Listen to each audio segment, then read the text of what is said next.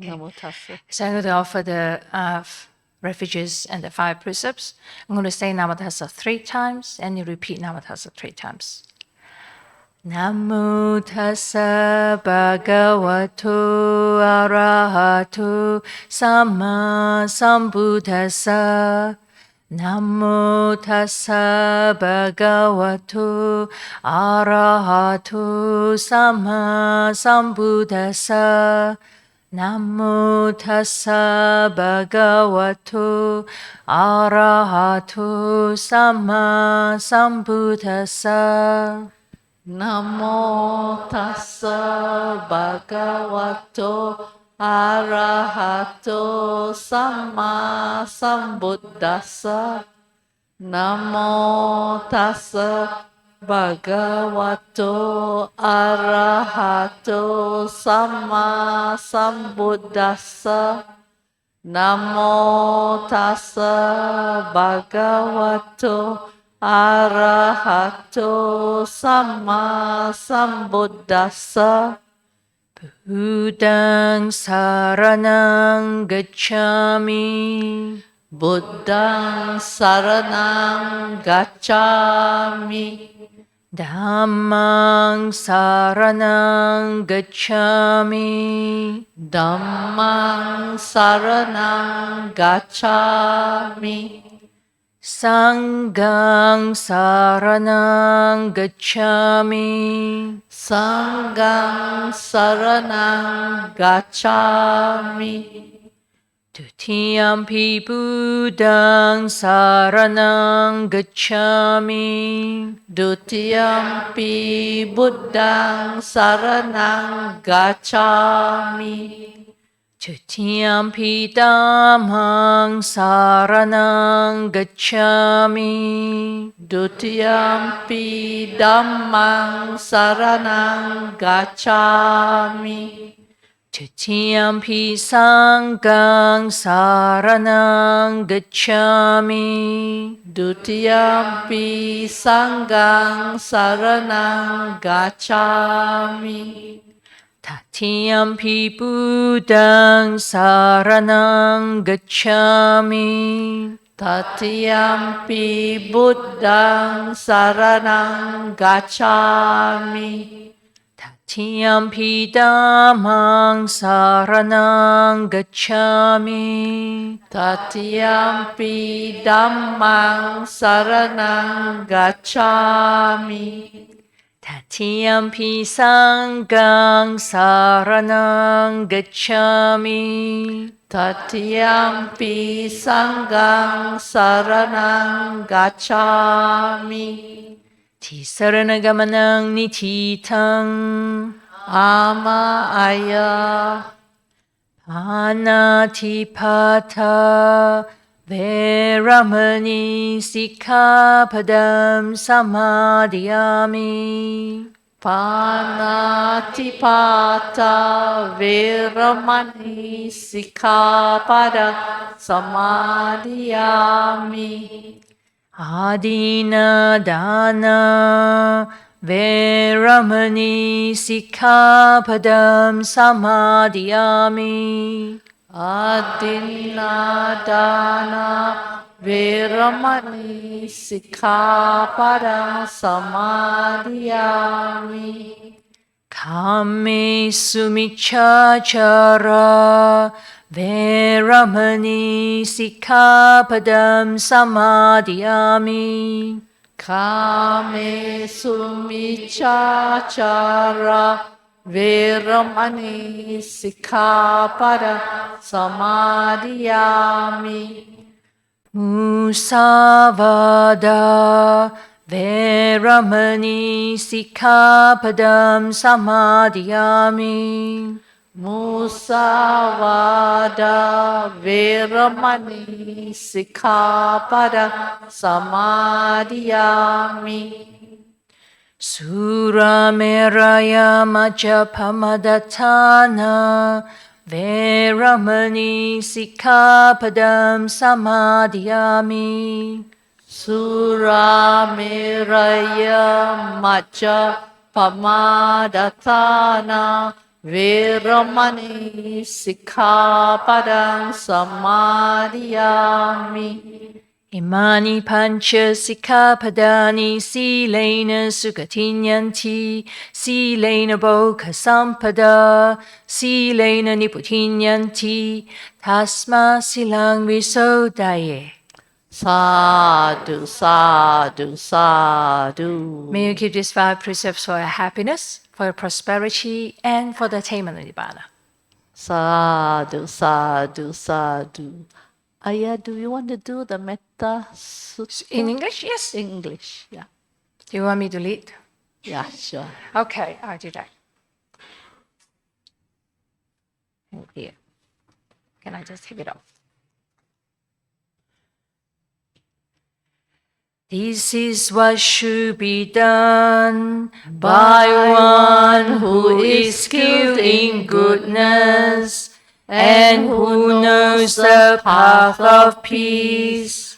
Let them be able and upright, straightforward and gentle in speech, humble and not conceited, contented and easily satisfied, not busy with duties, and frugal in their ways, peaceful and calm and wise and skillful, not proud and demanding in nature.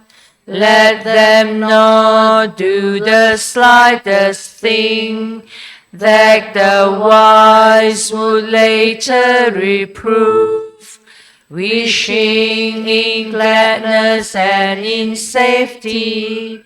May all beings be happy, whatever living beings they may be, whether they are weak or strong, omitting none, the great or the mighty, medium, short or small, the seen and the unseen, those living near and far away, those born and to be born.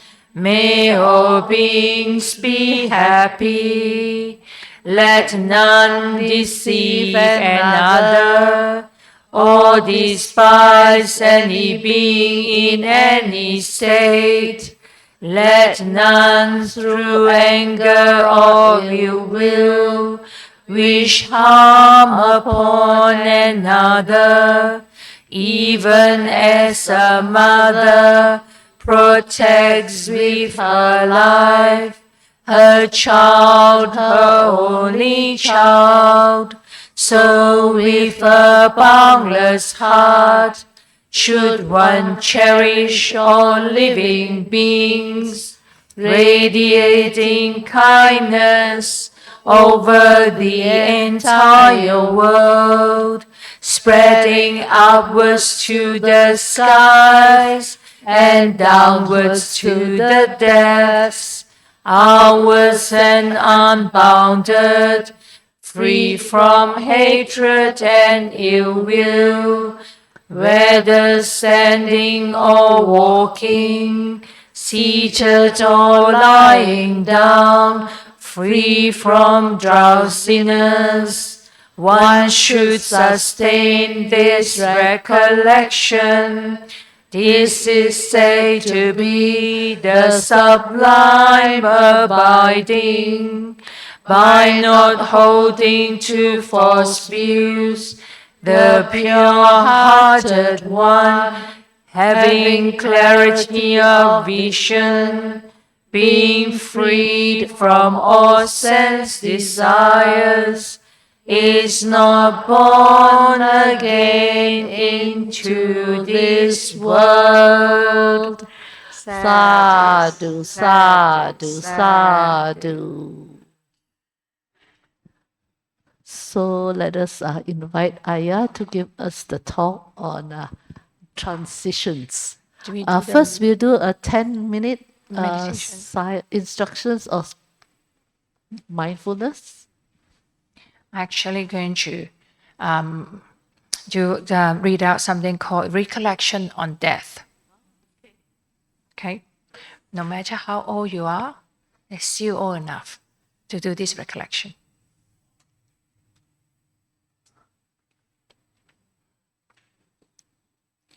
So just sit down and comfortably.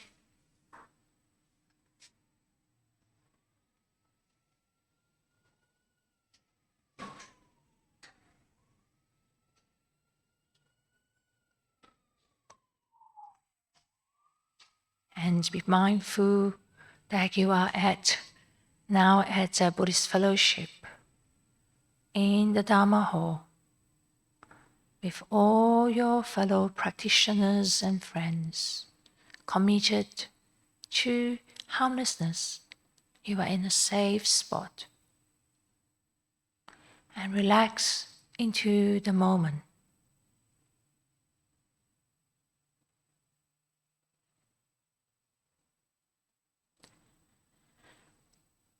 Be aware of your posture. If there is any part of the body that you feel uncomfortable, you can move your body slowly, mindfully, and gently.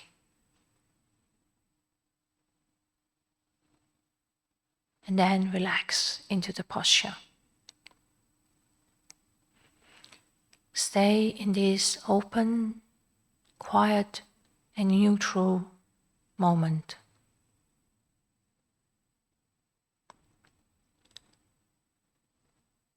And I'm going to read out the recollection on death.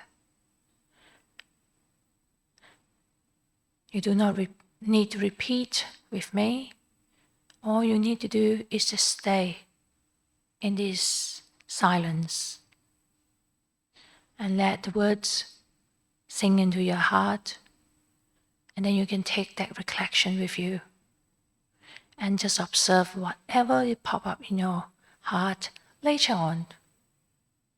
So just stay in silence, in this present silent moment.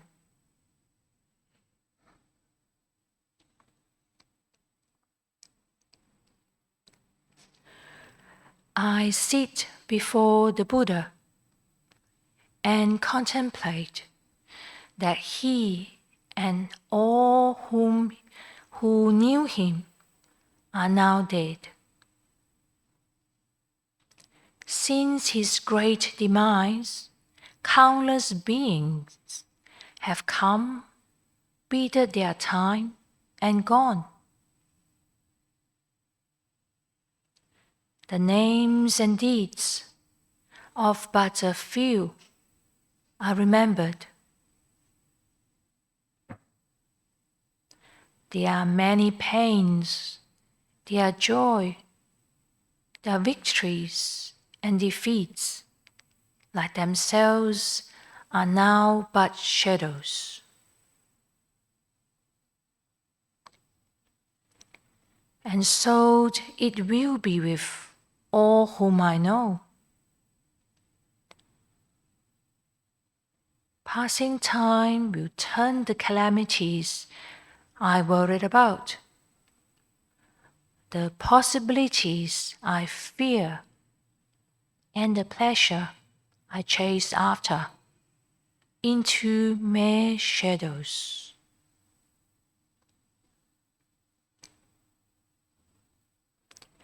Therefore, I will contemplate the reality of my own death, and I may understand what is true value in life.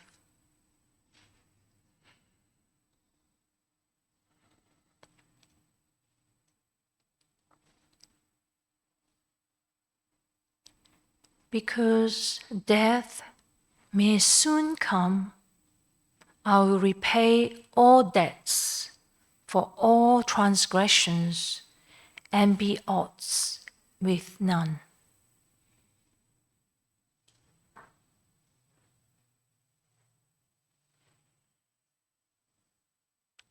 because death may soon come, I will squander no time brooding on past mistakes, but use each day as if it were my last.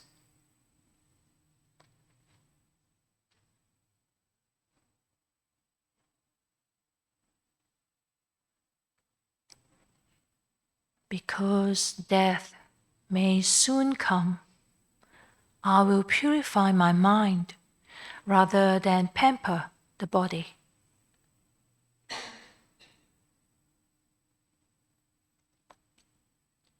Because death may soon come, and separation from those I love, I will develop detached compassion rather than possessiveness and clinging.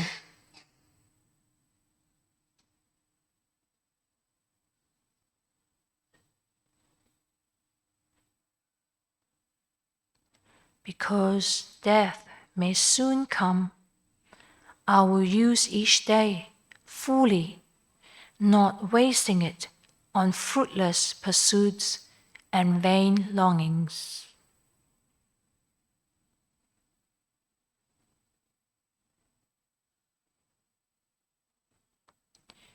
May I be prepared when death finally comes. May I be fearless as life ebbs away. May my detachment help in the freeing of the heart.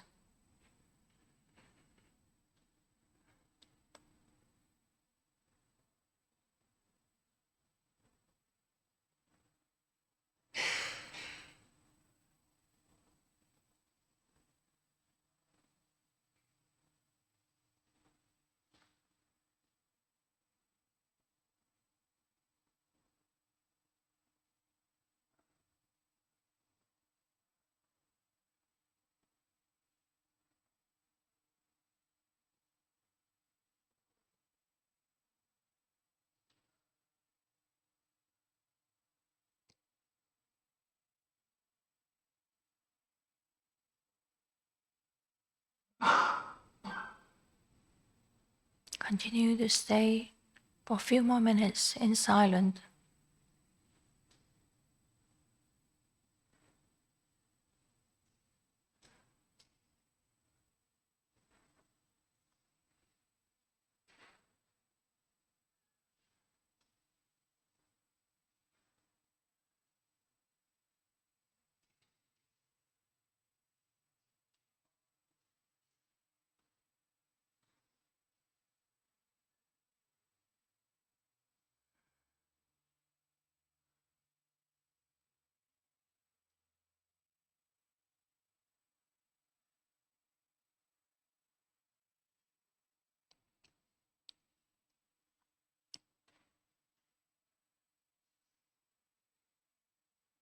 Take a few moments to reflect on how the recollection have been for you. What sort of emotion or feelings that show up with that recollection?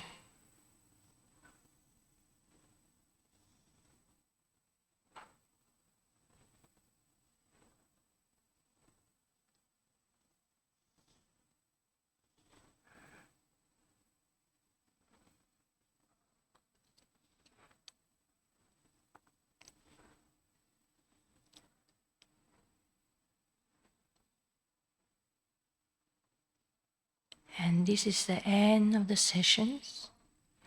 I'm going to ring the bell and you come up from the meditation at the end of the sound of the bell and then open your eyes.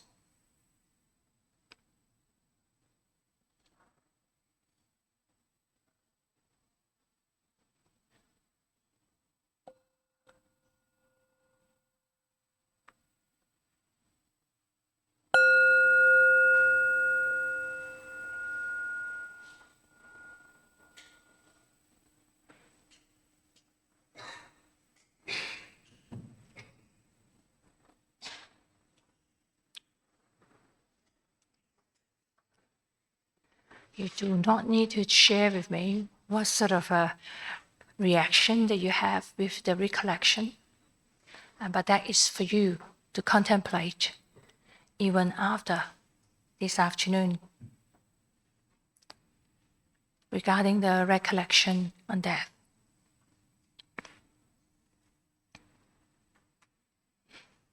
So today we're going to... Can I start now?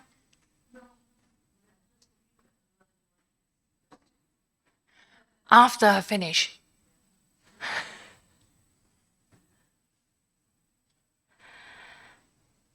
So we're going to look into transitions. And life is in a constant flux and flow. And it's constantly changing and transforming without any permission from us. And even without giving us any notification. So you can't just put on your phone, notify me, the next change will happen. And you can see that with the war, it just seems like we wake up the next morning, the war started. Someone told me that yesterday, can you believe it? The war already started 1 month ago. Is it true? Yeah? So nobody warned us, I don't know about it, until people, that happened on Sunday, until people came for the meditation and sutra sessions, and they were telling me about it. So there's no notification given to, I'm not sure given to anyone, at least I didn't know about it. So that is life. The transition happened just like that. And now Perth is supposed to be already in autumn. So officially, the weather changed on 1st of March, officially, from summer to autumn. But I think recently there is probably the first week of March, there was a retreat on in Jhana Grove. The first day or second day of the retreat, it went up to 42 degrees, 43 degrees. I don't like summer. I'm a Goldilocks, I like Goldilocks weather. That's in between. So I love autumn or spring. Because summer, as I say, can go anywhere between, well, in the evening normally quite nice, or early in the morning. But in the evening, it will go all the way up to, or afternoon, to 35, 42, 45 degrees. So it's very warm. So we can, some people just say, no, I like some winter or autumn. But we can't spend our whole life waiting for the next most comfortable weather to come before we meditate, before we go for walks, or before we do something. Because otherwise, we just like wishing our whole life away. Instead, we could appreciate the change of season, change, the transition, rather than we just wish it just go to autumn. Sometimes Perth weather can be like that, I must say. In the past, we always laugh. Actually, in Perth, normally you have 4 seasons, but in Perth, you only have 2, summer and winter. But it's not true if you pay full attention to what is happening. And it's the same thing with our life. It's interesting that I meet up with a friend, a couple of pharmacy friends yesterday. And one of them used to be my manager. We worked together. And when at the time, she just gave birth to her, well, she was pregnant and gave birth to her eldest son. And she told me that he's going to get married soon. Then, I haven't, last time I saw her was at BF, the old BF, 2 years ago. And then we haven't met each other for probably more than 10 years. So her son now, I think 31, 32. Someone like me will say, oh, what happened in that 30 years? But it didn't just change like this. My friend now, she had 4 kids, and that is only her first, the elder son. So the life changes. If we do not pay full attention, we'll miss out. Like for her as a mother, we'll miss if she just do not pay full attention. The son, the young baby, I still remember that we all went to see the baby. The baby will cry, only want the mom. And now it's going to be married soon, this year. So time flies. And if we do not pay attention, like my friend, she will not notice that the changes, from the transition from a baby to a child, from a child to a school age, and then to a teenagers, to university students. And those who are at uni, pay full attention. Soon you finish your studies. You know how when you are at uni, I did the same thing. I wish I'm going to finish my course soon, because you want to earn money. When you're a student, you can't travel, you can't do the things that you want to do. Only you just say, I wish, I'm waiting for you to finish. And then after you finish, you're waiting to get a job. It always seems like wishing for the next thing. Wishing for the next thing to happen in life. And then before you know it, you get married, you have your own children, and then you become grandparents and great-grandparents. And then you'll be ended up in RIP, rest in peace, in a coffin. So times, if we just keep on going without stopping and appreciating life, we will not be able to be fully present with whatever this happened in front of us. And as I said, another transition that's very interesting, I met someone else this morning too. And I met her, I was telling people this morning, she still is a life member of BF. I met her in Perth. She says she was there when I ordained as an anāgārika. So I need to train for 2 years to be anāgārika. And then she says she was there when I had my 10 precept nuns ordination. So at the time, there is no Bhikkhuni ordination, only 10 precept nuns. So I was ordained as a 10 precept nuns in 2004. So that transition from being a lay person to anāgārika, and then to a nun, and then to a bhikkhuni. Oh, I'm going to tell you a story again.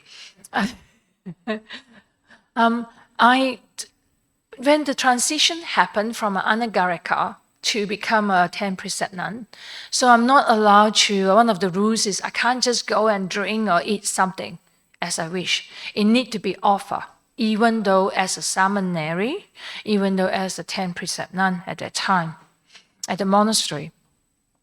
So I had my ceremony at about 1 o'clock in Dhammaloka. At the time, all our seminary 10 precept ordination is in Dhammaloka, was in Dhammaloka. I don't think it's no longer in Dhammaloka. So I went for the ceremony. After the ceremony, I went back to the nuns' cottage in Dhammaloka.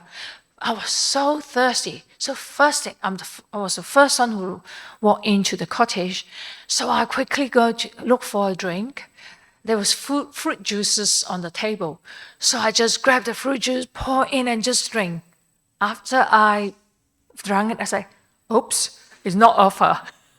You can see that sometimes, so you need to pay attention. Then you can see the transition that happened. And how you're not aware of it, you're not used to it.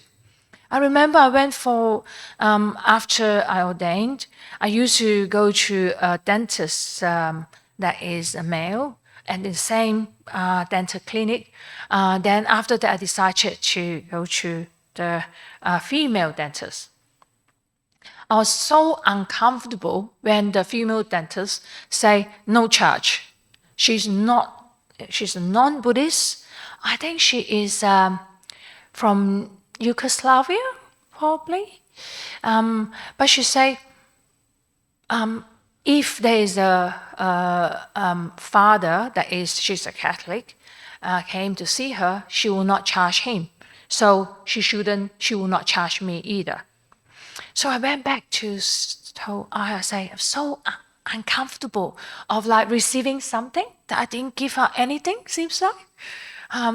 Because my whole life I work very hard so that I can do whatever I want to do. And suddenly I can't do anything, that someone just give me a gift just like this. I can't say I'm totally comfortable. I got to sit here and people make offerings, but I'm more at ease with it. It's just good to be aware of how you feel, the feeling of being uncomfortable, but that is a tradition. So that is the transitions that we need to pay attention to in whatever way. So when you are going to finish your studies, I still remember because I was talking to one of the friends that I met up. She's a pharmacy. I used to work for Guardian Pharmacy, so we was having lots of memories, talking about things, and I remember that I left Australia, and I came to Singapore to work. I cannot remember Malay, so I'm Malaysian. I could not could not work in Malaysia because I need to sit for all the rules and regulations in Malay. So I said, oh no, too hard. I better come to Singapore, but at least it's English. So that's how I end up in Singapore. So I still remember, I worked out with all this, our CV. And then I went to the interview. The interview is not like formal. It's at a pharmacy. I can't remember where is it. Somewhere along Orchard Road. So I need to see the area manager. And I still remember all those anxiety. When she saw me, she just didn't even look at my CV. And she just, I need to have a registration from Australia. So she knew that I have my degree and I registered as a pharmacist in Australia. So she just say, when can you start? I say, yeah, anytime, tomorrow. Because I'm already in Singapore. So that is the feeling strange, but excitement and anxiety about starting a new job. I don't know how many years some of you still got to go. Halfway, approximately. No, going to finish soon? Oh, wow. So there you go. You pay full attention to that transition. When I was in as a 10 precept nun, my teacher said the same thing to me. She said, pay full attention because now it is fresh. The change from being an anāgārika to a 10 precept nun to a seminary. And pay full attention to see how you feel. I'm remembering she told me that during the first rain, she said one of the practice you can do is just first morning when I every morning when I put my robe on, remember how it feels like when you put on the robe. And she had also suggested to me that every time before I leave the kuti, because I'm in the kuti, bow down to the shrine before you leave the kuti. And when you come back to the kuti, also bow down to the shrine. As a practice, this morning we were talking about, someone offer one of the members here a cup of coffee. And she remember the kindness. So small, even though it's small thing like putting on the robe, that is the mindfulness that being suggested to observe. So observe the excitement that you are getting because you're finishing your degree and you're getting your job and going to be independent and have your first pay. So that is the transition that you can pay attention to. And recently, I have someone who she's 71. I was told that 71 is the new 60 or new 40. Is it right? New 40 or new 60? New 50 or new middle age. But this lady, I knew her for a long, long time. She had the same name as my grandmother. So she came as the chaperone because we have workers there, so I need a chaperone. So we was talking. And she was saying that, well, now she's 71. She feels that she's now getting older. And she said to me, I'm now waiting. Waiting means she's waiting for the last day to come. Because she already have grandkids. All the kids are married. And she started to have some problems in health. I think all her hands and fingers have affected by the arthritis. She used to be a great she baked a lot. But when she was talking to me, she's still going to the gym. Yet she told me that now, what do you think I can do? Just waiting. So we just say, age, sickness, and death can come to any one of us, whether you are just finishing or going to finish your uni, or you are on the other end, whether you're 71 or 87. My mom is 87 this year. So there's no age, sickness, and death will not have any, whatever age, they will not just say, okay, I'm take you now and take that one later. They will not have what do you use the word? They will not have a discrimination, no matter who you are. It's an interesting thing is, rather than wasting your time away, why just live fully in this moment, no matter whether you are 22, 23, or you are 71, or like my mom, 87. My grandma passed away when she was 98. So that's why in my mom calculation, she still thinks that she's still a fair way to go. Because my grandma passed away 98, so she's only 87 only. But it is not for those who are 22 or 23. And so rather than to be fully present, she actually can live a full life. She don't need to be waiting. If it is 71, it's the new 40s, new middle age. But she miss out if you keep on waiting for that day to come. And that's remind me when I have told quite a number of you that, at the Hermitage, I need to do everything from the mountain to the ocean. What is the Hokkien? Bao Swa, Bao Hai. Okay, I learned that Hokkien. So I need to sweep the ground. There is at the Hermitage, there's lots of big trees. If you're familiar with trees, things like trees like Jara, Maori, they are all. We have 4 big trees around on our property. Guess what? In summer and this sort of autumn time, there's lots of leaves. So every morning, I just swept the ground just this morning. In the afternoon, they're back again because there's the time that's dry up and a lot very windy. But when I was sweeping, it's not always only the dry brown leaves. There's always, green leaves, yellow leaves, or anything in between. So is life.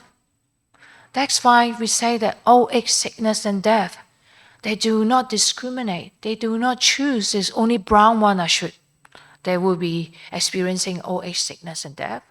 Not the green one. It's not true. Even in real life, I do have people that they are 19, under the treatment for leukemia. Of course, there are some people that in their 80s. I mean, I was working in pharmacy, even 5-year-old. They have brain tumors. Mom is holding the kid coming into the pharmacy to get morphine. So there's no discrimination for any transition in life.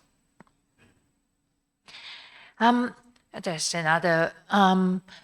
Just before I left for Singapore this time, I went to see someone who is very sick. So I have been seeing her in the last little while, when even this year alone. When I saw her probably about a month, 1.5 months ago, she was telling me that, okay, now she has advanced stage cancer. So she was telling me that. I said, how are you feeling today? She said, oh, Venerable, I'm just taking day by day, one day at a time. And a few weeks later, when I saw her, I said, how are you feeling? She said, Venerable, I'm just taking every half day by half day. So in the morning, that morning she was well, so she came to see me. And then before I left, so I went to see her. She said, I say, how are you? She said, I'm taking minutes by minutes. You can notice the transition from I'm sort of sick, but not really sick yet. And then I started to get sicker, so I just taking one day at a time. And then to the next stage is I'm taking every half day at a time. And then to the next stage, I'm taking minute by minute. Actually, the Buddha encouraged us to regularly contemplate on death, or contemplate on one breath at a time. We never know what is, as I say, life changes.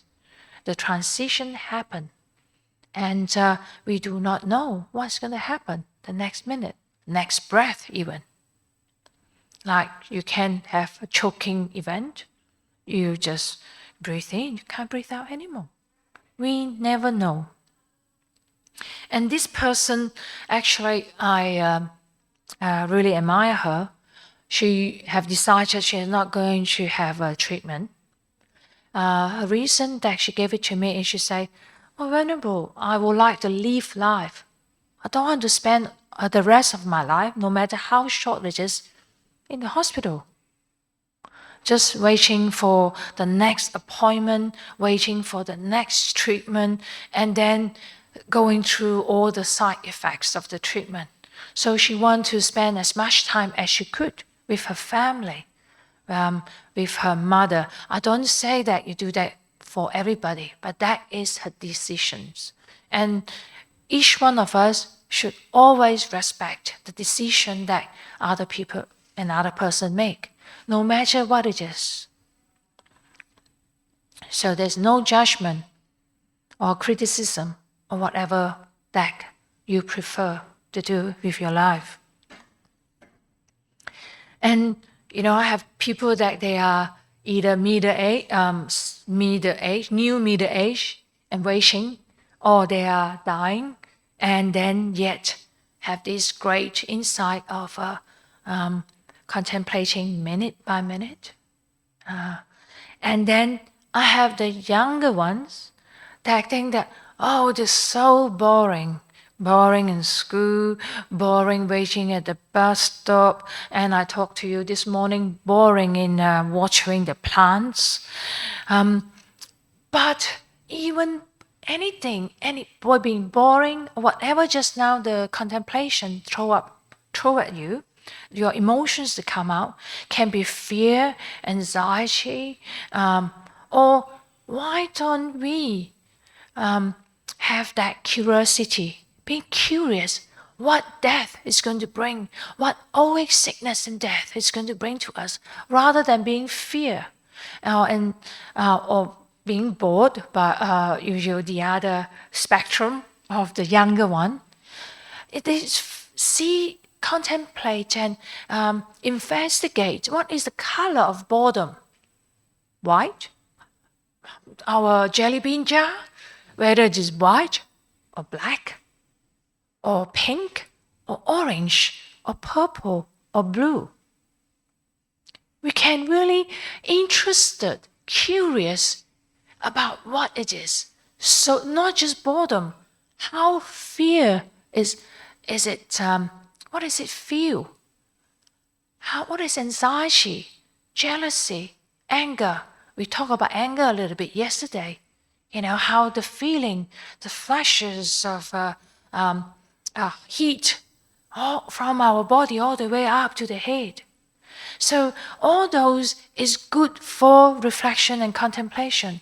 And only if you pay attention, only if you are present at that very time, then you can be aware of how it feels. That's why the transition from one to another, whatever it is, just for me, from a lay person to anāgārika to nun, to be a 10-precept nun, and then to a bhikkhuni. I remember Ajahn Brahm used to say, anāgārika lay person got lay person dukkha. Anāgārika got monastic dukkha. And when you are anāgārika, you got anāgārika dukkha. And then when you are a 10-precept nun or seminary, you got that dukkha. When you're bhikkhuni, you got dukkha. And then when you are senior nuns or monks, you got a different sets of dukkha. It's the same for a lay person. When you are in high school, you got high school dukkha. Or when you are teenagers, you got the teenagers dukkha. You can't do what you want. The parents always say, do this, do that, can't do that, can't do this. Or when you are at uni, you got your own dukkha. And when you started to work, you need to pay bills. And I was told that it's very difficult to get a accommodation or HDB flat now because of the shortage in the accommodation. So then those who are getting married have another dukkha. Cannot find a place to stay. I would say same thing happened in Australia because property prices is so high now. So most people can't, even though they get married, they still need to stay home for the time being to save up before they can buy a property. There's no government subsidized property in Australia. You can have a bit of subsidy if this is your first home. But then it jacked up everyone's prices anyway. So it's back to square one. So that is the transition that I encourage all of us to pay full attention to. And I'd like to read out, this is a poem by a nun. This is I'm going to read the shortened one, otherwise I'll forever. I can't finish my story. So this is a poem, a verses of the senior nun in the books of 20s. If in Ajahn Sujato's verses of senior nun is 13.1. But I can't remember where I extracted this from a while ago, and I only choose some verses because it's too long, so I just choose some interesting verses. This is a verse, the verses is was written by, or authors, speak by Bhikkhuni Ambapali. I love this because you can see how observant the Bhikkhuni were. She can observe the body changes. I'll read it out and we can talk a little bit about it. So this is by Bhikkhuni Ambapali. My hair was black, like the color of bees with curly ends. Because of old age, it is like bark fibers of hemp. Not force is the utterance of the speaker of truth. So those of you young have beautiful long hair. I used to have long hair too, okay? Besides having long hair, I even have a strip for my hair. At that time, I'm trying to be rebellious. I want to do a strip of white hair. I was only in my late 20s or early 30s, but the hairdresser said, no, it will damage your hair. So I end up having an orange color. So there you go. Bhikkhuni Pali said, my hair was black, but now it's like a bark fibers of the hemp. The next verse. Covered with flowers, my head was fragrant like a perfumed box. Now, because of old age, it smells like a dog's fur. Not force is the utterance of the speaker of truth. It demonstrates the transition from a young person to an older person. So for those of us older, I have no hair to contemplate. But those of you who still have hair, you can ask yourself, is it true? And those that are younger, remember how it feels like when younger. In 30 years' time just flew like that. And now later on, the hair will be like, smells like a dog's fur. Formerly, my eyebrows looked beautiful, like crescents, well painted by artists. Because of old age, they droop down with wrinkles. Not force is the utterance of the speaker of truth. My eyes were shining, very brilliant, like jewels, very black and long. Overwhelmed by old age, they do not look beautiful. Not force is the utterance of the speaker of the truth. It's true. When the young ones, I can see their eyes sparkling. When we are older, can see the eyes tired, no longer bright and shiny. In the bloom of my youth, my nose looked beautiful, like a delicate peak. Because of old age, it is like a flower spike of long pepper. I can imagine the long pepper.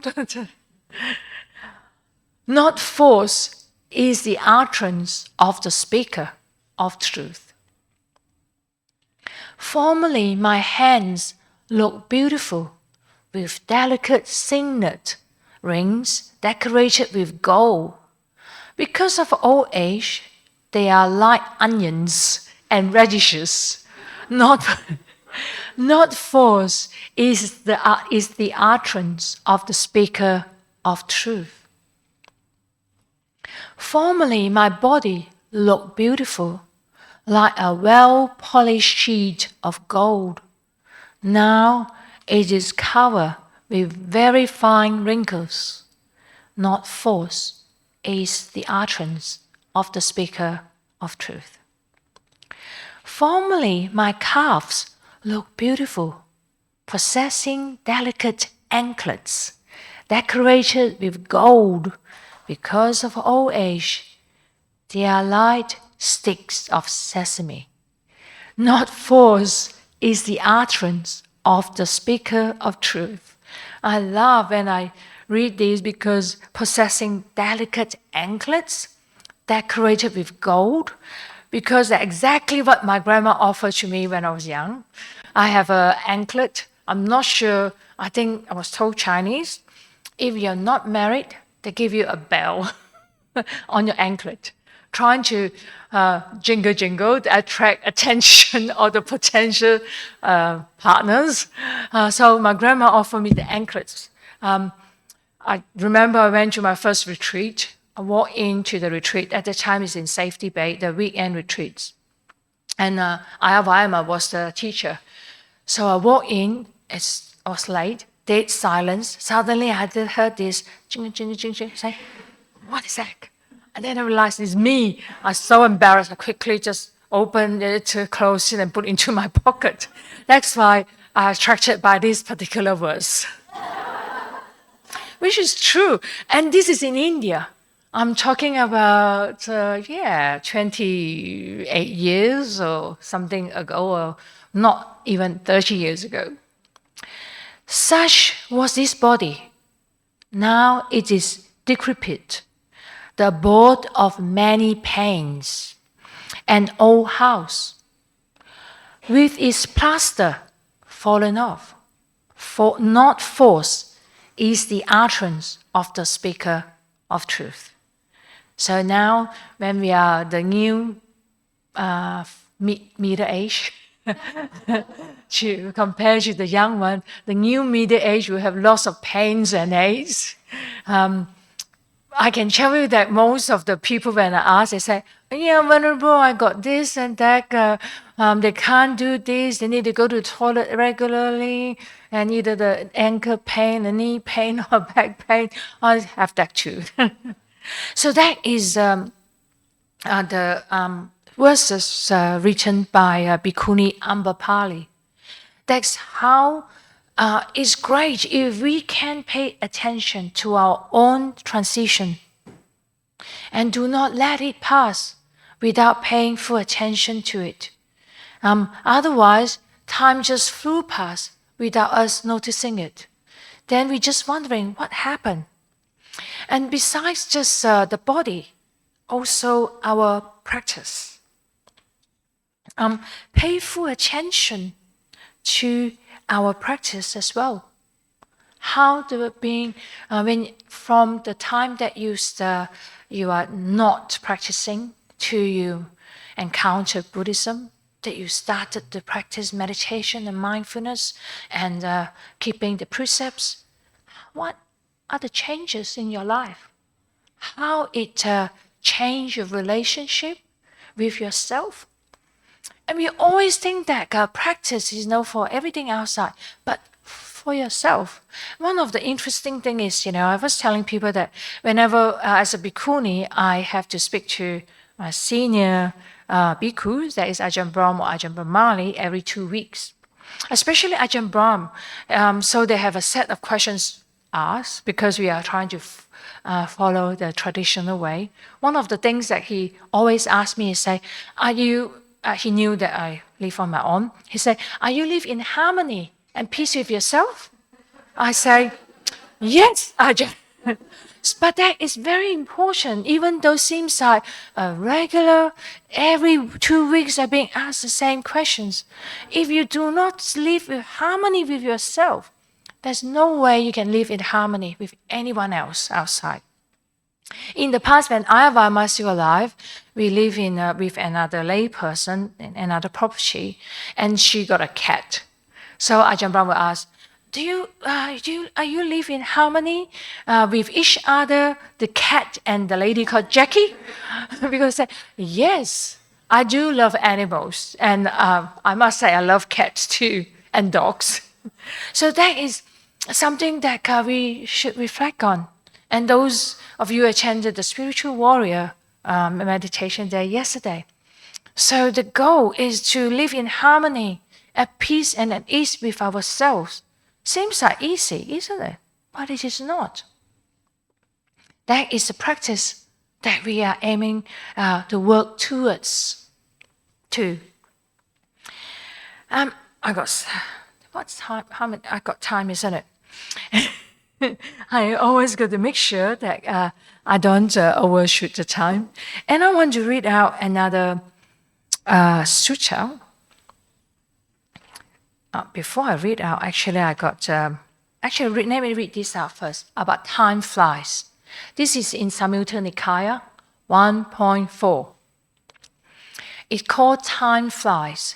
So if you're looking at Ajahn Sujato in Sutta Central, using the your computer or internet. It is called Link Discourses. The title is called Time Flies. It's a very short sutra. As Savatthi, standing to one side, that deity spoke this verse in the Buddha's presence. Time flies, nights pass by, the stages of life leave us one by one. Seeing this peril in death, do good deeds that bring you joy. Time flies, nights pass by, the stages of life leaves us one by one.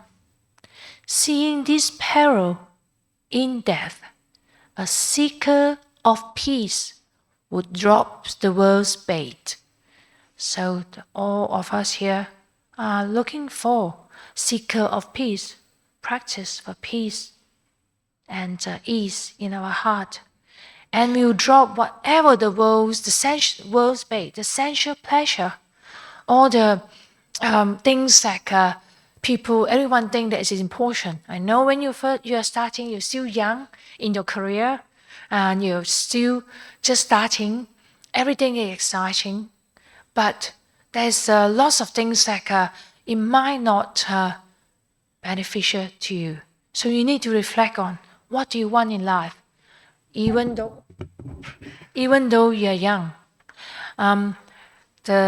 Someone that I met this morning, as I say, I knew her for a long time, and she was telling me that she said when she heard that I'm going to ordain, going to be an anāgārika, she said she feel very sad for me. She said, your career I was probably 34 or something. She said, your career there's so much more in front of you, and you're going to be a nun. So initially she feels sad. But I say to her, now you can see that I'm still happy and smiling and laughing. So must have brought me lots of joy and happiness. And I'm very gladly to tell her that I still think that that's my best decision in my life to ordain. She went into the monastery to start my training. So please don't wait till too late to decide to be that you want to walk the monastic life. Go early. I'm just giving hints to the younger ones. The age is dropping lower and lower. But you can ask me why, but I totally understand why. I'm not going to go into that because we are going to go back to our transitions. Because now we move on from the transitions of just the gap. So from point A, stage A to stage B.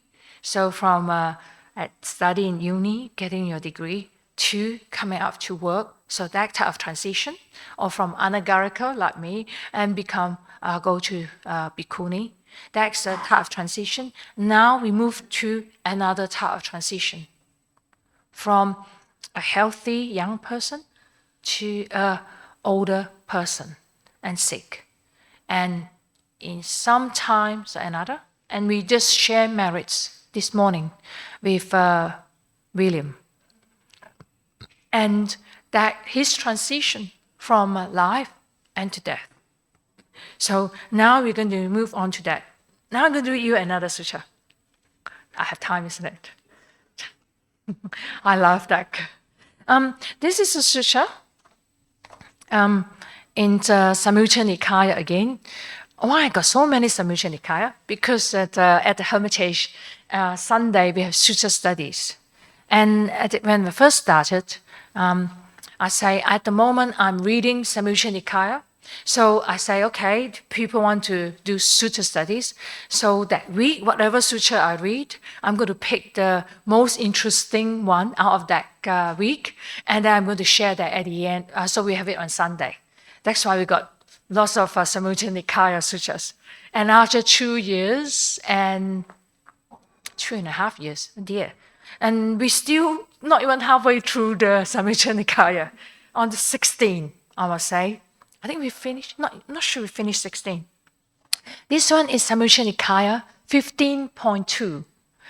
It's a very interesting one. Actually, before I go to that, I just want to ask you, if you might remember from this morning, do you know who is the Buddha before Buddha Gautama?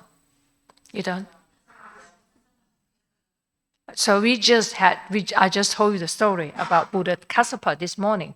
Do you know who is the founding abbot of Dhammasara?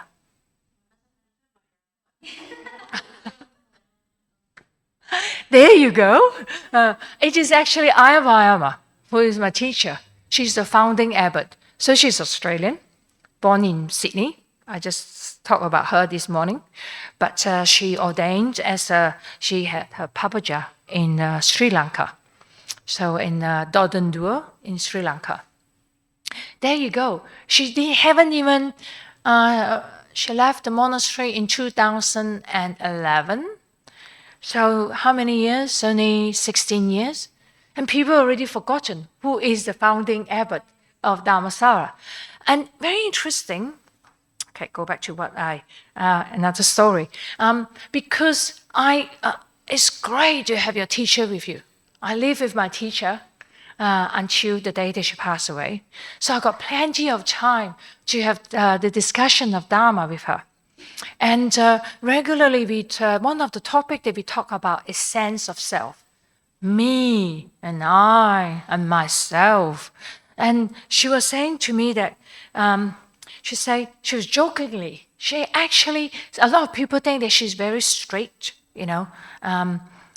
things need to be done a certain way. Actually, it's not. She's very humorous and fun. And one of the things that she was jokingly telling me, she said, in 50 years' time, do you know that people will know who is the founding abbot? People will think that the abbot is from Sri Lanka, is Sri Lankan, because she spent 10 years in Sri Lanka. Or Chinese. There you go. You think that is Venerable Hasapanya. And then could be Austrian. So at the time, Ayya Vayama is abbot. Venerable Nirodha, those of you might have heard of her or might not. She's the first one ordained in Dhammasara. She's originally born in Austria. That's why I say Austrian. And the second one is me. Of course, I'm Chinese but born in Malaysia. And then Venerable Hasapanya, who is also Chinese, born in Malaysia. So Ayya Vayama say, in 50 years' time, no one will know who is the abbot. Can be a Sri Lankan. Exactly what she said to me. And she passed away in November 2021. As I say, only 16 years. Don't need to wait 50. And it's funny because in Australia, there is an idiom. Actually, I Googled. I thought it's a general idiom. But then I found out that it's an Australian idiom. Because she always said that. She said, one day a rooster, the next day a feather duster. She said that. It's not from me.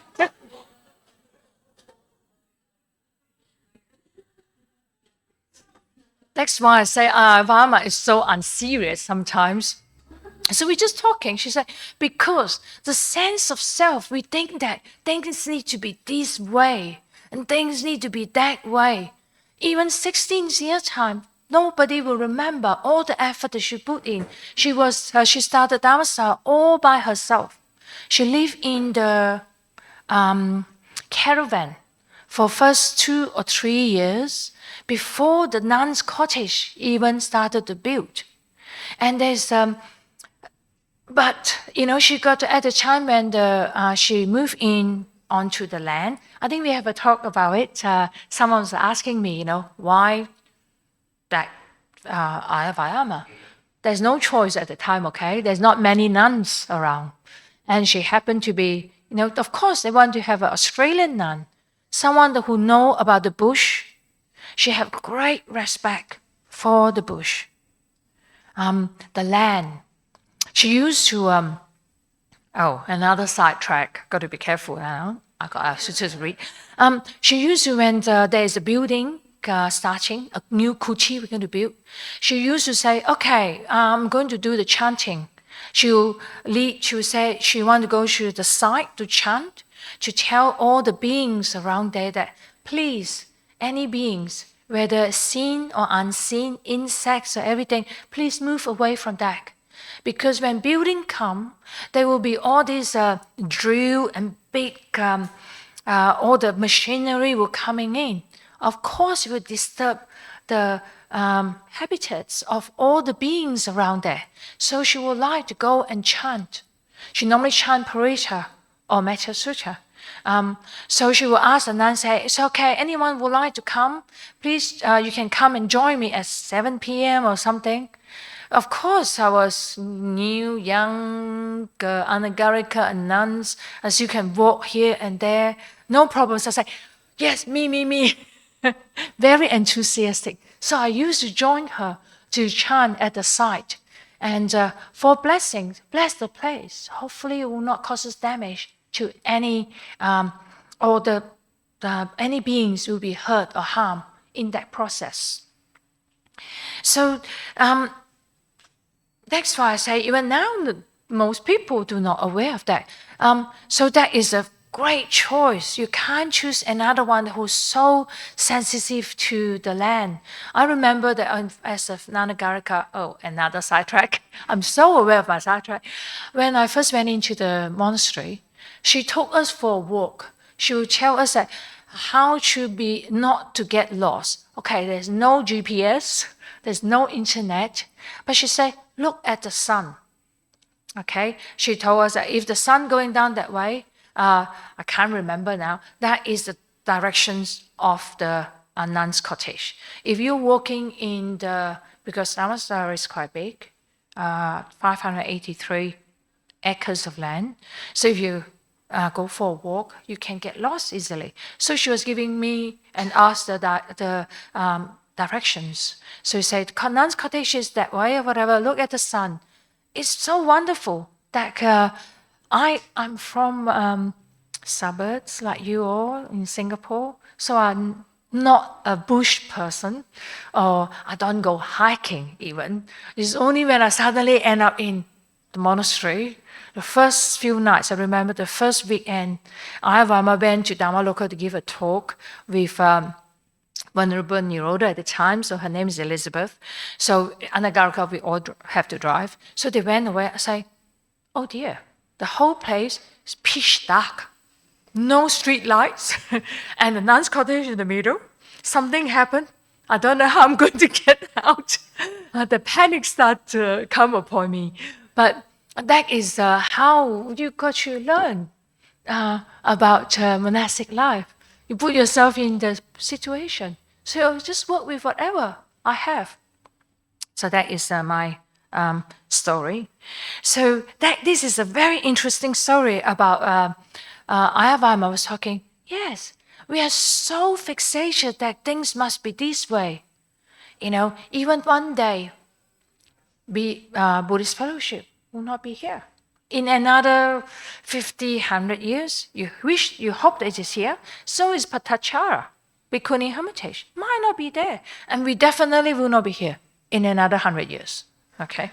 So that we got to be realize that. So it's a sense of me and self must do things this way. My suffering, my pain is so important. But you see what Ayya Vayama's struggle. She started in a caravan.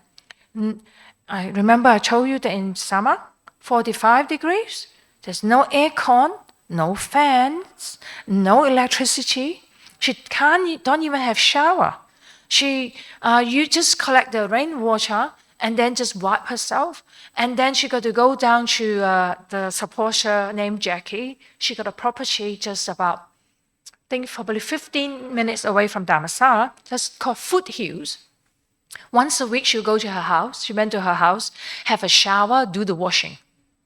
So even though she went through all that and the building and all those things, training of nuns, even all those energy to put in.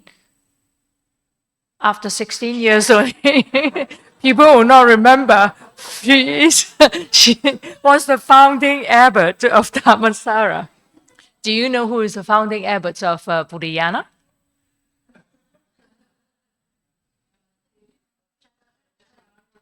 Yes. He disrobed. That's how Ajahn Brahm took over the position as an abbot. I actually need to Google that to make sure this is Ajahn Jagaro, because there is another monk came as well called Kantipalo. That is Ayya Vayama's the first teacher in Buddhism. He actually later on disrobed, and actually he changed to Tibet to be a Tibetan monk, and then disrobed, and then he since passed away. So people do not know all the story anymore. Look, let me go back. Kantipalo. I think so. Google him. I think he went to Wat Buddha Dhamma. So that's how Ajahn Vayama met him in Wat Buddha Dhamma. But he did stay a little while in Bodhinyana. Okay, now go back to our sutra. So even I can't finish the whole lot, but I want to read a bit of it, which is demonstrating to you about transition, changes. And don't take it as you. Don't take it as me. Only me suffer that transition. At one time, this is the topic, the title of the sutra is called Mount Vepula. At one time, the Buddha was staying near Rajagaha on the Vulture's Peak mountain.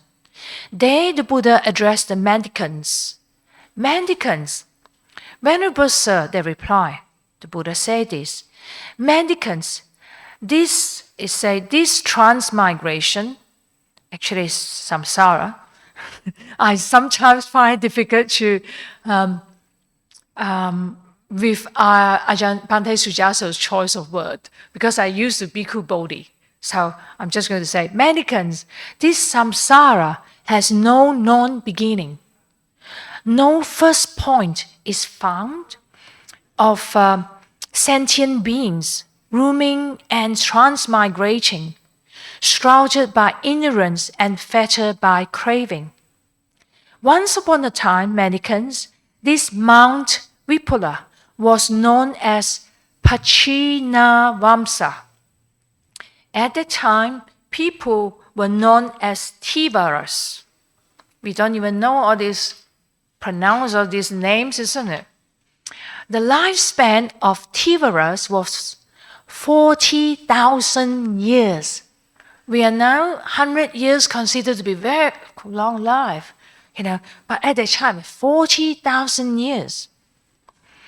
And it took them 4 days to climb the mountain Vipula and 4 days to descend. At that time, Kakusanda, the Blessed One, so that is the Buddha at the time, is called Kakusanda. None of us really know there is a Buddha called Kakusanda. The perfect one, the fully enlightened, awakened Buddha arose in the world. And Kakusanda had a pair of chief disciples. Do you know the chief disciples of the current Buddha, Buddha Gautama? What are they? Moggallana and, yes, but we don't know these chief disciples. In names called Vidura and Sanjiva. See, mendicants, this mountain's name has vanished. Those people has passed away. And that Buddha has become fully quenched because the Buddha has attained fully Mahaparinibbana, not coming back anymore, extinguished, pooped, gone. We will probably, unfortunately, we will not be gone unless we are fully enlightened, okay? We're going to be reborn again and again until we practice for the liberation and freedom, Nibbana. And so impermanent are conditions, so unstable are conditions, so unreliable are conditions. This is quite enough for you to become this illusion, this passion and free regarding all conditions. And then the Buddha goes through, I'm going to jump to the last example, because the Buddha goes to, sorry, I got cramps in my leg, so I'm going to just drop it down here. It is perfect that I can just leave it down. I'm going to go through the Kassapa. Jump down. At that time, people were known as, once upon a time, this Mount Vipula was known as Supasa. So currently, that is called Mount Vipula, but this one is called Supasa. You can see the name. Well, as I say, Singapore might still here. It's just a different name. Okay? In another don't know how many eons later. And at the time, people were known as superiors. So now Singapore, you're known as Singaporean. But at the time, so Supasa, the people were known as superiors. The lifespan of superiors was 20,000 years. It took them 2 days to climb Mount Vipula and 2 days to descend. At that time, Kassapa, the Blessed One, and the Perfect One, the fully awakened Buddha, arose in the world. Kassapa had a fine pair of chief disciples named Tissa and Bharadvaja. Sea mendicants, this mountain's name has vanished. So the mountain's no longer called, called Supasa. It is now nobody will know the name of the mountain called Supasa. And the mountain's name has vanished. Those people have passed away. And that Buddha has become fully quenched. So impermanence are conditions. And then the Buddha say, these days, this mountain Vipula is known as Vipula. And these people are known as Magadhans. The lifespan of the Magadhans is short, brief, and fleeting. A long life is 100 years or a little bit more. So it is closer to our era, but it's still 2,600 years ago, okay? It takes Magadhans 1 hour to climb Mount Vipula. So the mountain used to be very tall, high, gradually getting smaller and smaller. And eventually it's going to be disappeared, flattened.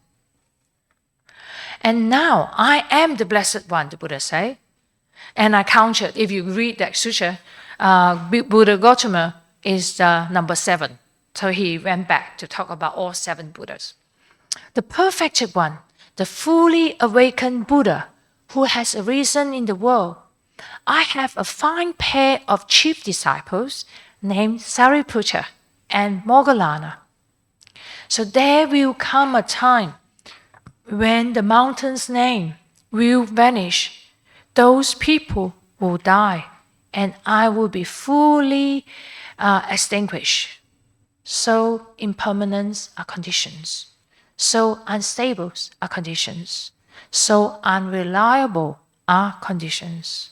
This is quite enough for you to become this delusion, this passionate and free regarding all conditions.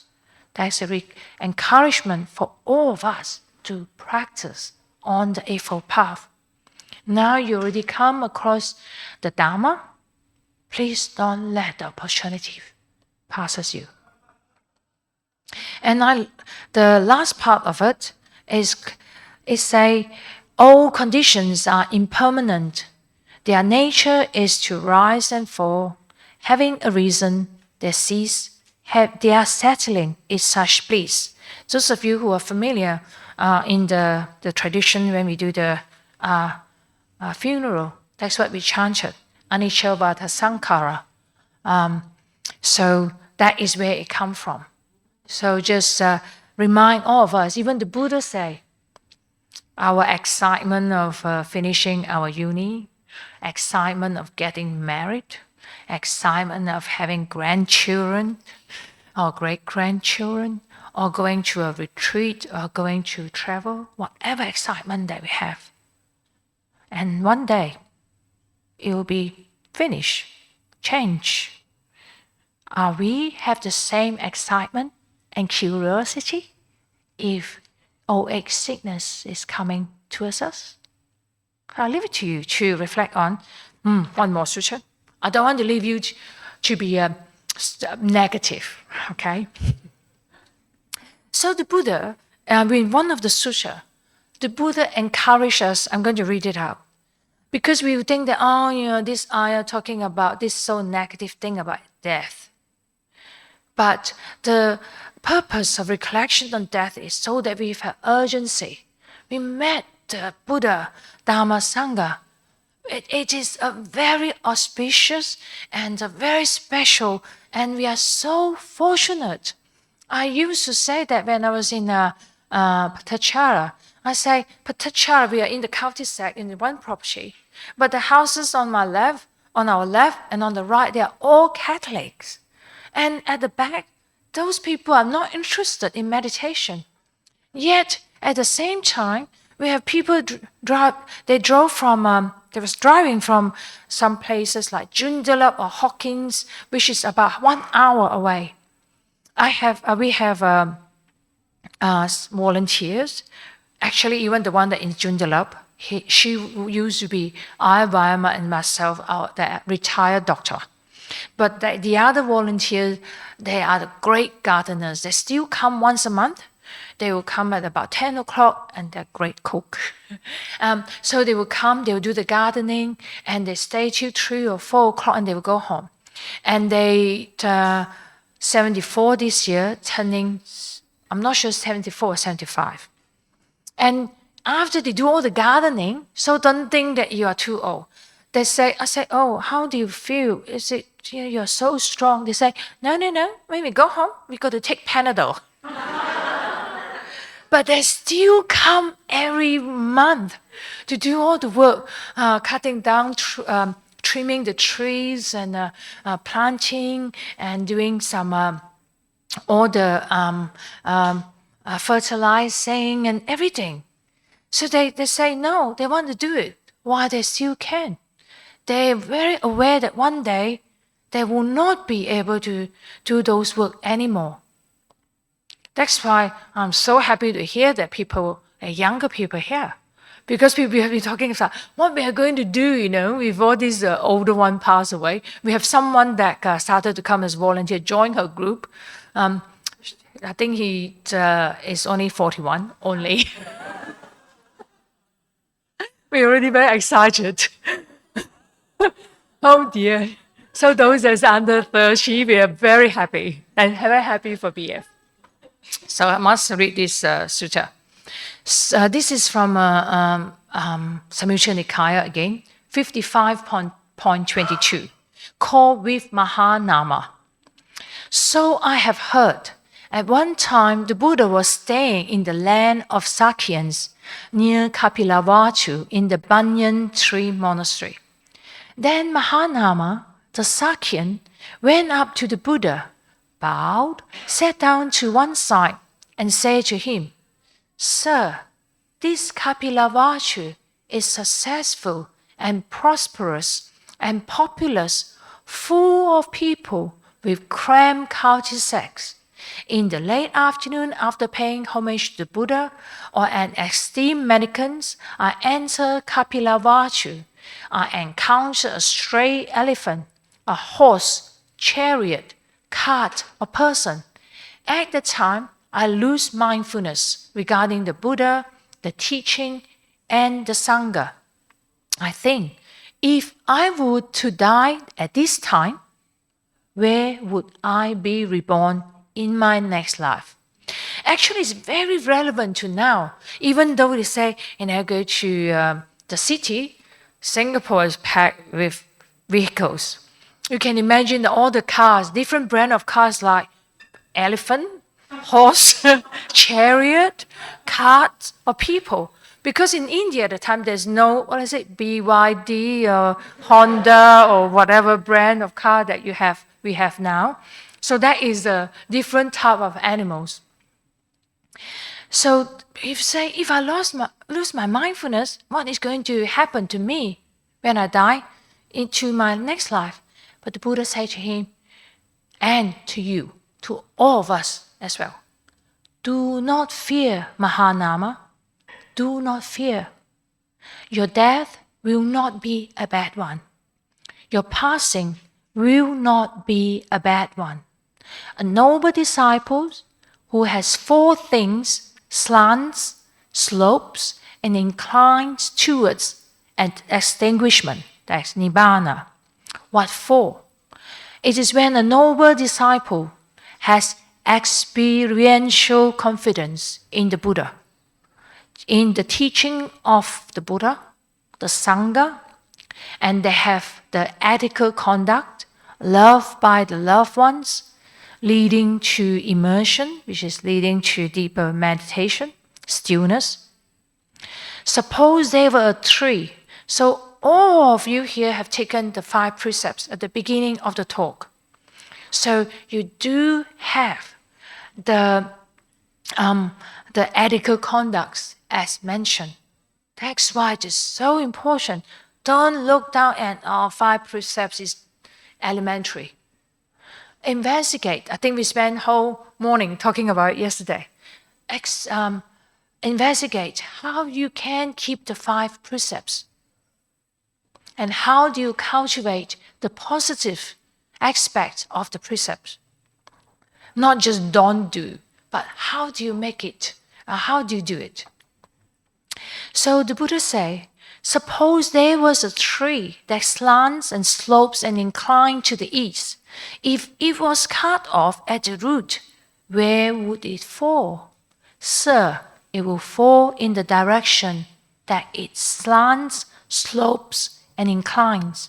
In the same way, a noble disciple who has 4 things, slants, slopes, and inclines towards extinguishment.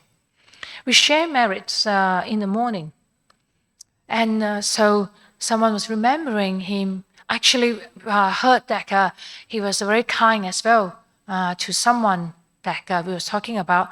But then someone said, oh, he's very kind to offer me a cup of coffee. And you should start a movement here.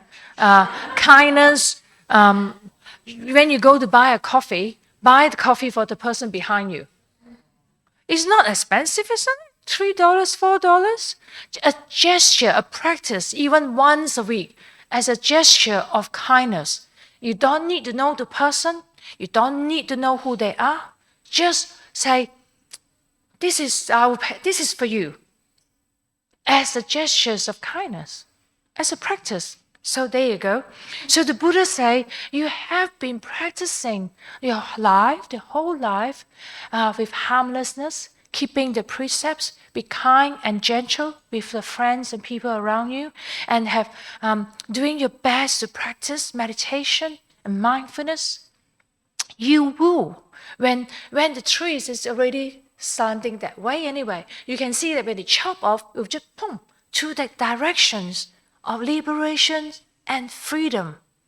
So the Buddha will say, do not be frightened, but keep practicing. Keep keeping the precepts. So that is the end of the sessions. I offer the reflections for you, and hopefully it helps all of us in our practice for liberation and freedom. Sadhu. Time for Q&A.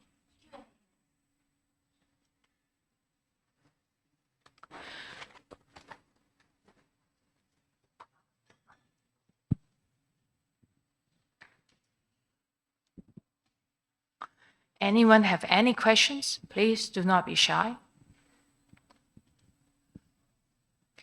I'm leaving tomorrow.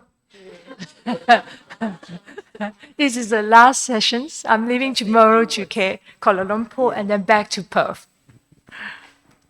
Yeah, just I'd like to thank you. I was here on Friday night. Yes, I remember you. Yes, and I'm back again. Now, you're saying about your experiences. This is transition and all that. I mean, I have transitioned closer to the end, okay? Because I'm already 79, okay? Anyway, I mean, I find that at any time, any condition, there's something we can do. And during COVID's time, we are all sort to have to stay at home and things like that. And I pick up Buddhism or went deeper into it by joining a Zoom session. In fact, I have 2 Zoom sessions on Buddhist studies. And I'm very glad that this is in Chinese. The Zha'ahan, that means the Ahan Jing, is actually equivalent of the Samyutta Zha'ahan. And you are also reading from the Samyutta Nikaya. So that is actually the higher teaching towards liberation. So we are all actually eventually aiming for liberation. Yes. While we are aiming for liberation, we actually could enjoy our life here, could actually appreciate life, that we are given life here and we are learning and slowly moving in that direction. So I like to share is that 2 sessions a week is quite a lot, Monday and Saturday. And in between, you have to actually do some studies yourself. And recently, as that day I mentioned, and I went on a trip. Now, when I went on a trip, and actually there are 2 instances, I actually wondered. One was at the airport. Someone is supposed to be guarding my trolley. When I came out, she's gone, my trolley's gone too. So then I asked around because we went in a group. I said, hey, did you see Sandra? She's supposed to be looking after my thing. And we already said, when I come out, she can go in. No, she's gone. And then I said, then who's taken my trolley? Oh, we are not sure. Perhaps it was John. Actually, John was taking care of a trolley, but that was for his wife. So I said, okay, since nobody knew and no point for me, I just walked towards the gate. We're supposed to go through gate 14. So as I walked, the people I know, it's already thin up because we're so early, they were shopping. So I said, walk on. And then there came a police, China, it's in China. The police came. And then he stopped. He's on one of those, whatever it is. And then he showed me, are you this person? I said, yes. He's got my photo. Then he said, can you show me some identity? I said, can you not see? I don't even have my handbag, my phone, my passport. Then she said, he's the police. I said, okay, can you take me? You can join me to find my trolley. And then, he walked me to the end. Before he came, I asked myself, I lost my whole handbag with my passport and all that, but why am I not worried? Because when you're doing the Buddhist study, it really tells you about impermanence and watch the present moment. And I can only offer myself one answer. Because it's already past. It's already past. I should have worried in the toilet, I think. That was the time I lost my trolley. But now I'm walking. I say, hey, how is it no worry? I'm a little bit puzzled at myself, So the policeman escorted me to the end. And then he saw that I'm quite old. So he said, I think it's very, very tiring for you. Why don't you sit down and rest? And I will, go and inform the police and search for you. Of course, I'm not really tired. I walked to the end. I continued walking back. Eventually, I did find my trolley. It was with an elder lady, 10 years older than me in the group. And I find it extremely useful to have a trolley to balance herself. So she took my trolley. And then she disappeared in the shop. She liked to shop, you see. So So anyway, sadhu to you for not being worried or anxious and just stay because present. we should be at least, because in the past I was like that. I mean, I'm not a very excitable person, but cannot be that calm. So I asked myself, so how come you're not worried? You know? And so I said, I came up one thing. It's in the past. I should have, the time I should worry was when I was in the toilet. Now I can concentrate on looking for my trolley. Sadhu, sadhu, sadhu. So Yeah? Buddhist study is very, very useful. You know, if you immerse in your Buddhist studies, you will actually, find the peace and calm. The same thing happened on this trip that before I came back Wednesday. I left my phone in the restaurant. So when I get back to the hotel with my friend that went with me to the restaurant, I said, hey, I think I lost my phone. Then they said, let me search for you. I said, no need. Why don't you just call my number? It should ring in my handbag. But no. So it was in the restaurant. And then they say, so I said, wait a minute, let me go to the front desk and how do we report a lost phone?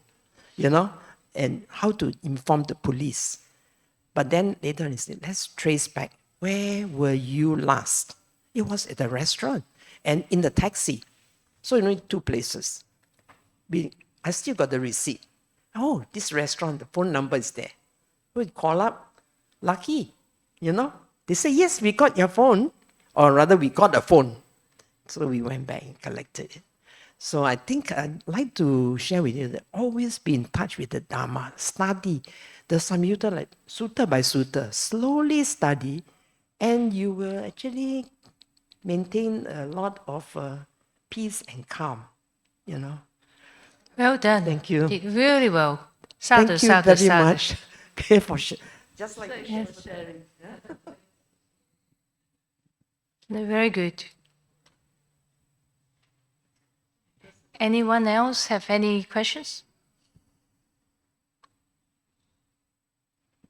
So good. Oh, good.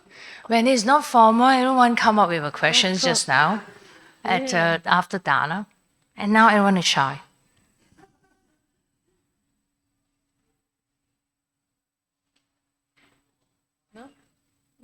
No. We are good. Good, last chance. Yeah, wait. Oh, okay. Can I ask Ayya, when you have this sensation of feeling like coming out, like agitated, but you knew that if you're agitated, you're going to, other people will suffer, right?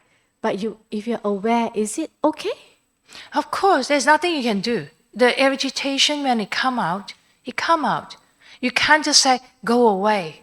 And the fact that you are mindful and knew that the agitation is out, that means that is sadhu sadhu to you. But then the next step, what you're going to do, first of all, you might need to restrain. Just say, okay, I don't do anything that I'm not supposed to do. Don't say things that can cause hurt or harm other people. And there's a few choices what you can do. Sometimes people can say, okay, I walk away from the situation. When you're agitated, it must be something that happened in front of you, something that you're not happy with. Okay, so if the person is standing in front of you, you can just walk away first and let yourself calm down before you go back to face the situation again. Or if you have enough restraint and mindfulness, and just tell yourself, sometimes just say, okay, I need to be careful now, whatever I'm going to say. Just take 3 deep breaths before you say something. And then it might help you to say something that with a little bit more kindness. But you can't run away from that feeling of agitation. Remember that irritation, agitation, whatever that you feel is not just causes and conditions. It must be something that happened. And sometimes it's not just at that moment. It could be this morning. It could be a week ago. It just triggered off at that time. So you can't just say, go away. But you can be aware of it, and you can work out how you're going to deal with it. Just like we talk about the jelly beans. Are you here yesterday? No. So you can just, any unpleasant things that come out. So you can throw away unpleasant things, but sometimes you can't. And you can just, as I say, you go away and come back to deal with it. And then the other one is just go to accept it and just say things as kind as you can. It's and a lot of people think that, you're Buddhist, you shouldn't be angry, you shouldn't be agitated. You can't control that. Remember, it's non-self. He thinks that it has happened is because it could be, I don't know what is the agitation. Agitation can be, let's say you lost your luggage. You are not just anxious, you're agitated, say, what happened? Where is she? She's supposed to be here. So the agitation come out. But you can't, the agitation will not just go away. Unless we were fully enlightened, then you might not have the agitation. All of us will have. But how to deal with it? Okay, tell yourself, okay, calm down now. Sometimes I do have to tell myself, say, calm, calm, and calm. Say that 3 times. And then when you stop, take a pause, your mind will be a bit clearer to see how you're going to do, what you're going to do. When you calm down, you say, all right, I'm going to say something, sorry, I can't do this now, I can't deal with it now. Or you can say that to your friends, where is my luggage? Rather than, where is my luggage? And somebody would say, Sandra, come here and make an announcement. Hello, Sandra. Whatever you do in an agitated way, but take another path. Do I answer your questions? You can ask more. And I have someone? Just have a simile, like any emotions that come out, like agitation and irritation. Imagine yourself going on a train, an MRT. This station is what? Bendemeer, okay. So you want to go to another line. Can't remember all the line name. We need to go on to 4 different trains. So you go onto the train, and then you just get angry. You're agitated. So you're meant to go to your final destination is, let's say, the stadium. I don't know what is or the station in between. So you aware that, okay, I'm now agitated. What I'm going to do, don't get onto the train and let your emotion just all the way down. You're meant to stop at the stadium, you end up in Orchard Road. So the mindfulness is, yes, I'm meant to be, so I need to now calm down. I remember that I try to say things, restrain myself, not to say things that hurt or harm others. And you say, okay, I need to get off from next train station, Lavender. Yeah, is it a Lavender? So you get off from Lavender, stop. Don't go all the way to Orchard Road. That's the mindfulness that we have. Rather than you just go on, before you know it, you end up in Orchard Road. That means you exploded to whoever you're irritated to or irritated by. So the mindfulness, the restraint, is back to right effort. The effort that we're making in our practice is when there is unwholesome emotions or any unwholesome qualities come out, like irritation, you're aware of it. So you do your best in whatever way your effort put in is to reduce your irritation. Okay?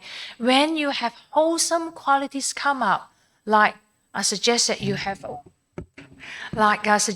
start a movement, buying a coffee kindness. Buy a coffee to someone next to you. So by doing that, you actually, now I lost my train of thought. It showed that I'm getting, sorry? Start the movement about the kindness, but that is the right effort. So start the movement because we are cultivating the wholesome qualities. We want if there's the kindness qualities, wholesome qualities is not there yet, we want to cultivate, to increase it by doing an act of kindness. But if your kindness already there, keep it there. It's the same. There's a right effort.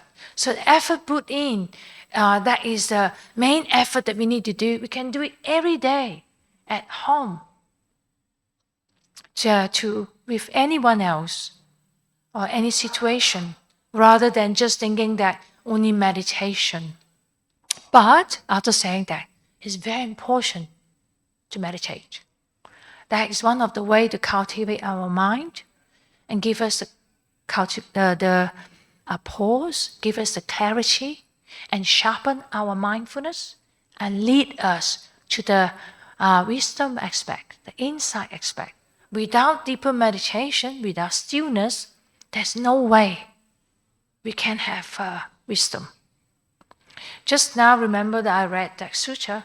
The Buddha was saying experiential confidence in the Buddha Dhamma Sangha is not just saying it. You really experience it. But how do you do that? Only when you have the deeper meditation, before you can have the insight. So we need the whole path, in short.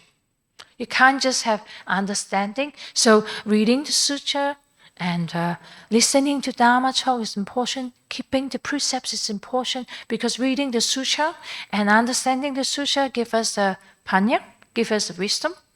And it's not enough, just superficial. So we need to do cultivation of mind with mindfulness, with meditation, and then we will send our understanding will go deeper and deeper.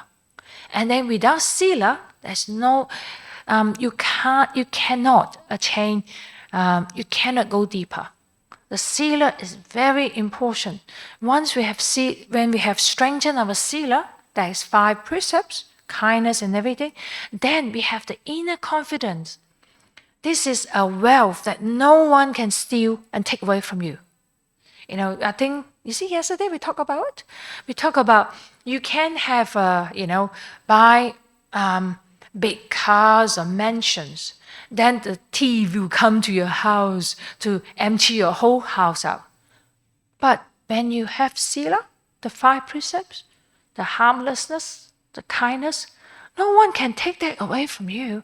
That is the precious wealth that you can have. And the Buddha said that you can't take anything with you, like like the brother William who passed away. Cannot take. Why people share marriage with him? He must have some very good quality. People remember him. But that is something that nobody can take away from him. He's whatever that qualities that people remember him, that is his wealth, much better than anything else in the bank. The bank of Nibbana is the highest compared to the bank account in the normal bank. Any other questions? Last question.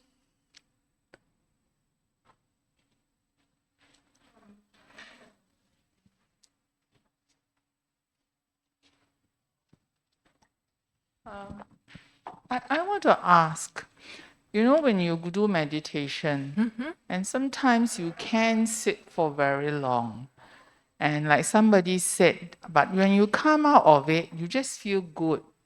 And it could have been a 45 minutes meditation, and you come out, you just feel good. And like somebody's expression was, it's like coming out and being in La La Land. You're happy, you're joyous. You're happy and joyous. But beyond that, you don't get anything. You get stillness, but that's it. So what is happening? Well, to be able to feel the stillness, you're talking about meditating half an hour or 45 minutes, you come out and you feel this happiness and joy. That is great. Sadhu, sadhu, sadhu. A lot of people spend 45 minutes in agitation because they can't calm their mind. They just say, how do I make my mind stay as it is? They try to squash it, push it, and calm it down. But when you come up with so much joy and happiness, that is great. That is at least to that point, and you just keep on sitting. When you are happy and joy, when you calm down and still, and then over time it accumulates, and then you can see things as it truly is.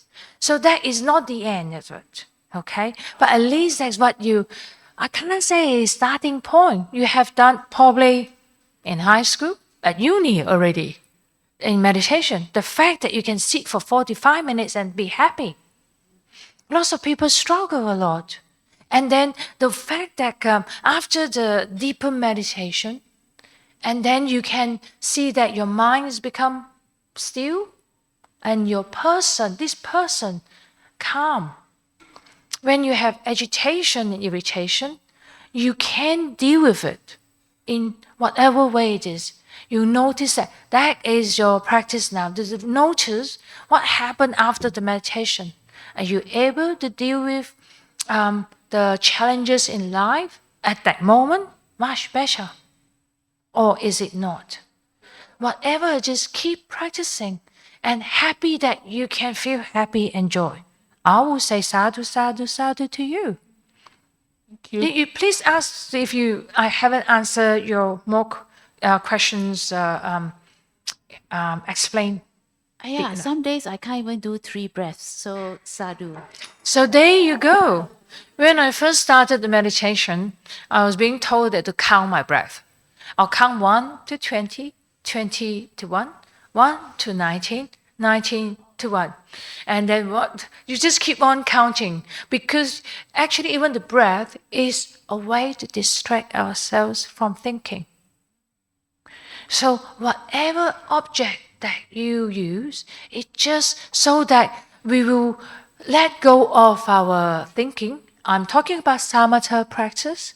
There's another, if you're doing vipassana practice, there's another pathway that I'm not going to talk about it now.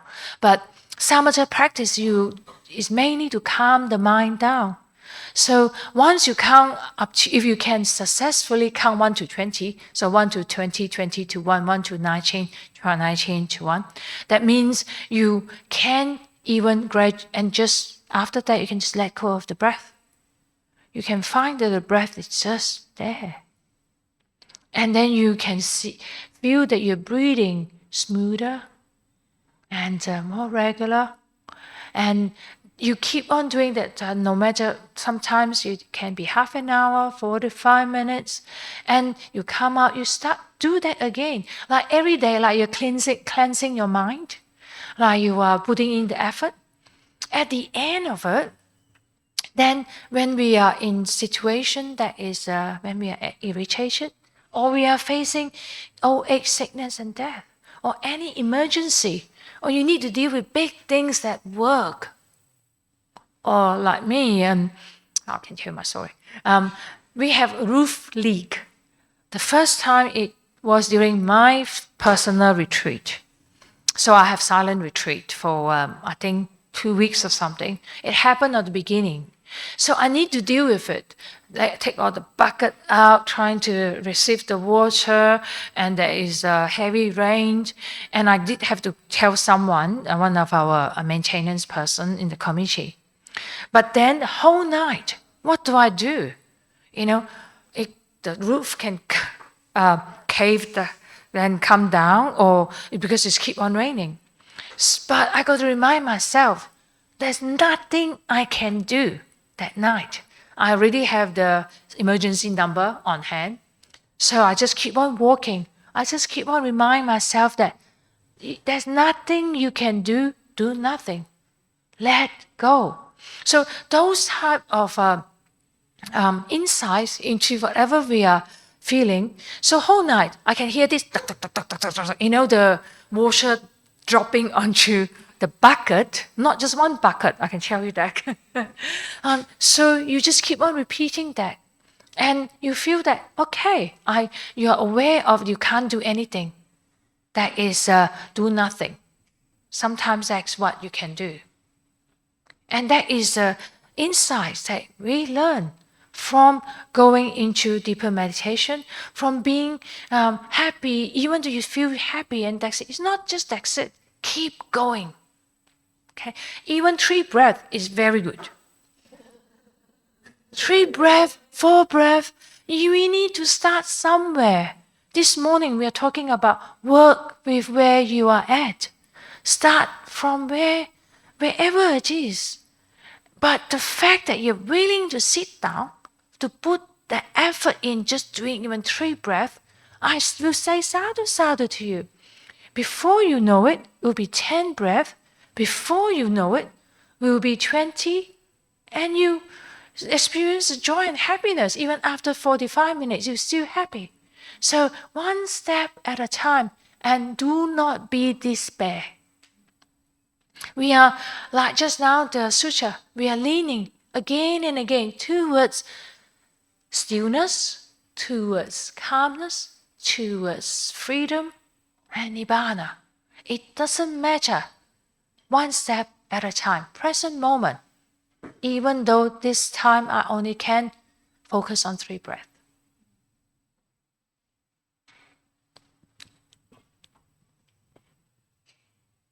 I think we can end there. Let's say 3 sadhus. Sadhu, sadhu, sadhu. May all of you be one happy. Do we have any other slide? Sharing of merit? Yeah. I'm going to chant the sharing of merit. Merits? Yeah. Before we start, I would like to dedicate the merits to all beings everywhere. And I also want to dedicate merit to Ayya Vayama, my teacher, and the Buddha, of course, but Buddha don't need my merits. So, to Ayya Vayama, without her, I will not be sitting here. So I'm very grateful to her, of course, and many other people, but also to all beings everywhere who is now suffering because of anything, anywhere from the war. So especially dedicated merits to them as well, those beings impacted by the war.